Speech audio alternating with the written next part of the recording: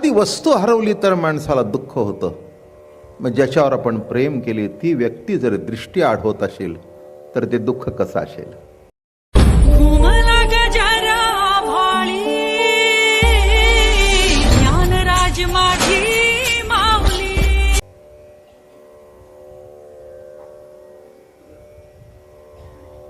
जी वस्तू बोलत नाही, जी वस्तू चालत नाही,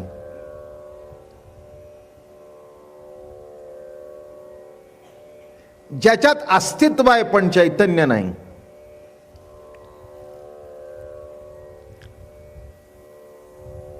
बर का. परमात्म्याचं अस्तित्व आहे पण परमात्म्याचं चैतन्य नाही. असंच आहे नाही का. हा घड्याळाचा काटा किती जरी फिरला तरी त्या घड्याळाला माहिती नाही किती वाजलं. त्या घड्याळाच्या काट्यावरून आपल्याला कळतं किती वाजले, पण घड्याळाला कुठे कळतंय. हलतंय पण काय हलतंय हे कळत नाही. किती गंमत आहे नाही का जीवनाची. तसं माणसाच्या जीवनामध्ये एवढ्या करता चैतन्य जीवन आहे, चैतन्य आहे आपल्यामध्ये. आपल्याला जाणीव आहे, आपल्याला प्रचिती आहे. एखादं घड्याळ हरवलं तरी शेवटपर्यंत विसरत नाही. माझं बाबांनी घेतलेलं पहिलं घड्याळ हरवलं बरं का, हे शेवटपर्यंत लक्षात राहतं.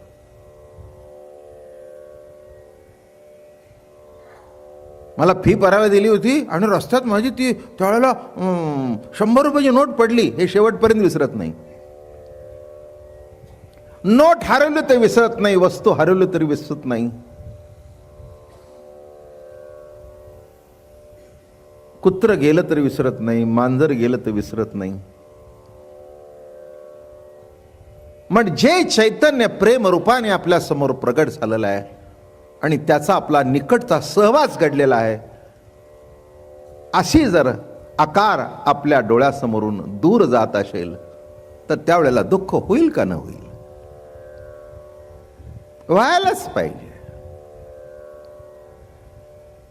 नाही झालं तर दगड म्हटलं पाहिजे. या भक्तीचं प्रेमाचं वर्णन करताना म्हणाले पाषाणा पाजर फुटती रे.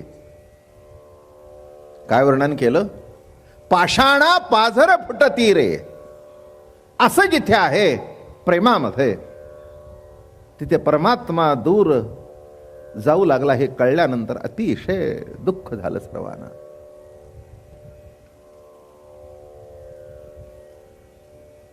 आणि काल म्हटलं, परवा म्हटलं, या नंदाच्या अंगणी मिळाल्या गवळणी.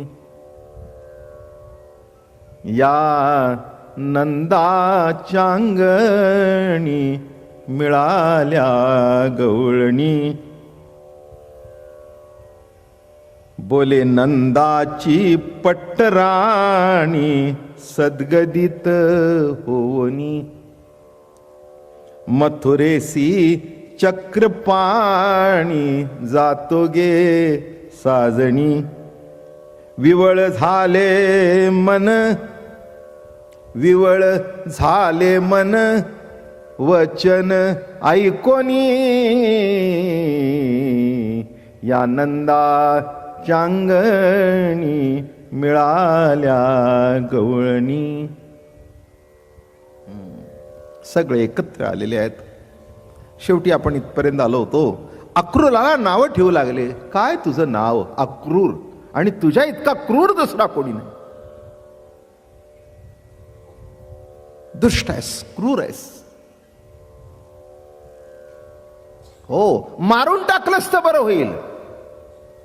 मारून टाकल्याने ज्या दिवशी जीवन संपतं ना त्या दिवशी जीवनातले सुख दुःख सगळं संपून जातं. पण जिवंतपणा आहे तिथपर्यंत सुख आहे आणि दुःखही आहे. पण माणूस असा आहे, सुखाचा विसर पडतो, दुःख कायम लक्षात राहतं. आहे ना. कोणी मला सांगावं इथे हात वर करून, आयुष्यात किती पैसे कमवले तुम्ही?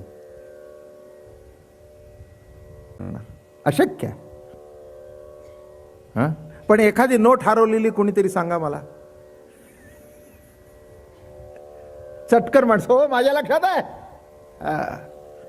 म्हणजे लाखो कमवले ही सुखाची अवस्था आहे, ती लक्षात नाही. पण 5 रुपयाची नोट हरवली हे लक्षात आहे. तसं सुख लक्षात राहत नाही, पण दुःख लक्षात राहिल्याशिवाय राहत नाही.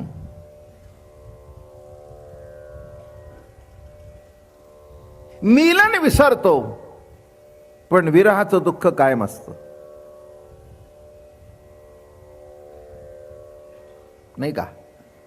क्षमा करा, लग्न झाल्यानंतर नवऱ्याने लाड केला असेल तर ते विसरतो, पण थोबाडीत मारलेली लक्षात राहते.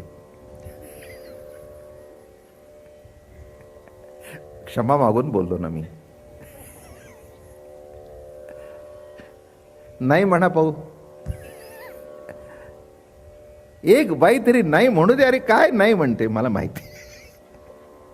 हा, कौतुक केलं, प्रेम दिलं, ते लक्षात राहत नाही. पण दुःख असेल तर लक्षात राहिल्याशिवाय राहत नाही. काय जीवाचा स्वभाव आहे, आहे की नाही? मोठं आश्चर्यकारक आहे.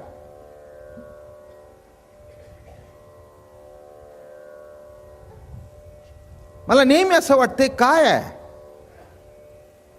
सुखाच्या मागे लागतो, सुख हातातून निष्ठून जातं. दुःख मागे राहावं असं वाटतं, पण ते मागे लागल्याशिवाय राहत नाही.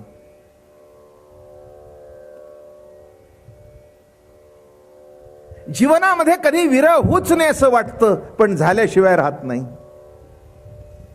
तो तासाचा असू दे, तो 2 तासाचा असू दे, तो आयुष्यभरचा असू दे, तो गावाला गेल्याचा असू दे, तो मेल्याचा असू दे, पण विरह दुःख कुणालाच नको असतं. आणि म्हणून कृष्ण परमात्मा ज्याला जीवीचा जीवलग मानला, सखा मानला, मायबाप मानला, पती मानला, किंबहुना जीवनाचं सर्वस्व ज्याला मानलं, तो जर आपल्यापासून एखादी व्यक्ती हिरवून नेत असतील, हिसकून नेत असेल, तर त्याला अक्रूर म्हणावं. अक्रूर नाही, तू क्रूर आहेस.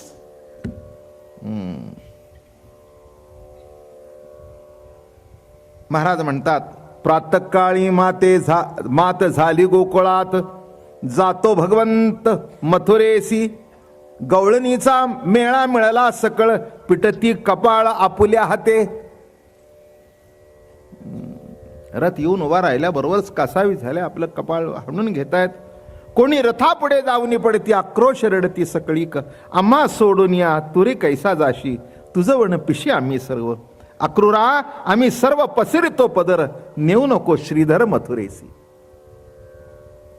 अक्रूरा तुझ्या पुढे आम्ही पदर पसरतो, पण भगवंताला तू घेऊन जाऊ नकोस.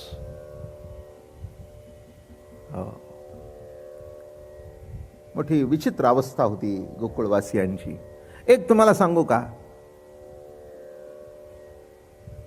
जे पलंगावर झोपलेले आहेत त्यांनी खाला झोपायला जड जातं, पण जे खाली झोपलेले आहेत त्यांना काही त्याचं वाटत नाही.